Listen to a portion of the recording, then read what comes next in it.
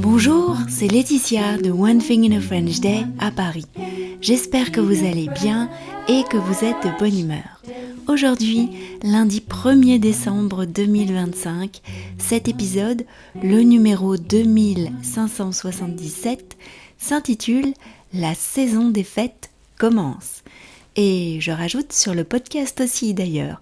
Vous trouverez sur le site onethinginafrenchday.com le calendrier de Noël dans un nouveau format.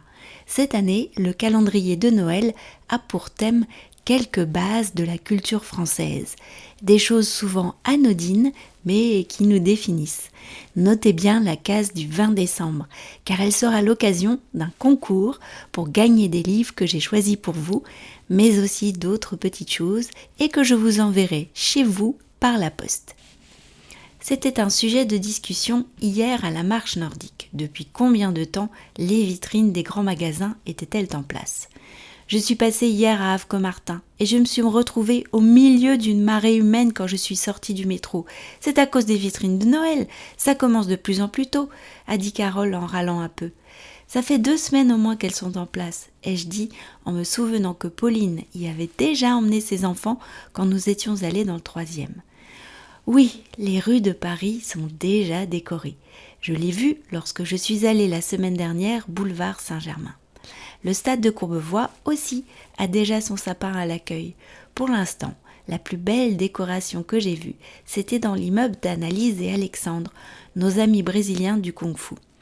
Nous étions invités chez eux samedi soir, l'équipe du Kung Fu, à manger des pão de queijo, des petits pains au fromage typiques du Brésil. Il y a une grande cour arborée dans leur résidence et il y avait un véritable décor de Noël avec des illuminations et des personnages.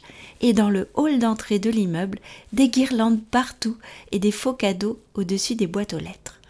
Nous étions 5, Alistair, Julien, Michaela, Lisa et moi.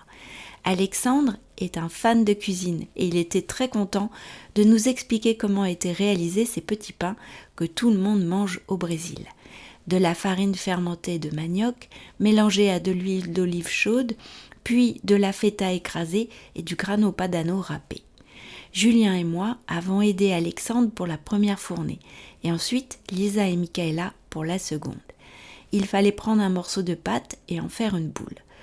Sur le frigo, il y avait une petite ardoise sur laquelle Alexandre avait noté tous les fromages qu'il avait mangés depuis qu'il était arrivé en France. Il n'y avait pas que des fromages français, mais la plupart l'étaient. Le dernier sur la liste était le Saint-Nectaire, un fromage recommandé par Julien. On a bu du vin avec les petits pains au fromage, du pouilly fumé que Pietro avait choisi pour nous. Annalise a dit « Je commence toujours par manger le premier nature, sans rien à l'intérieur. Nous avons tous fait comme elle. Et puis les suivants, nous les avons garnis avec du fromage frais de chèvre et des tranches de jambon cru espagnol. C'était hyper bon. Alexandre avait préparé une pâte sablée pour le dessert qu'il a recouvert d'une épaisse couche de confiture de lait moelleuse. Au Brésil, elle est moins caramélisée que l'Argentine, nous a-t-il expliqué, et qu'il a surplombée de framboises fraîches. C'était hyper bon. C'est là que Julien a demandé quelle était la pâtisserie préférée de chacun. On a entendu des classiques de la pâtisserie française. Paris-Brest, éclair au chocolat, tarte aux framboises, mocha. Je pense qu'avec cette soirée, nous pouvons dire que la saison des fêtes est lancée. D'ailleurs, il faut que je vous laisse, j'ai beaucoup d'épisodes de Noël à préparer. Ne manquez pas celui de mercredi.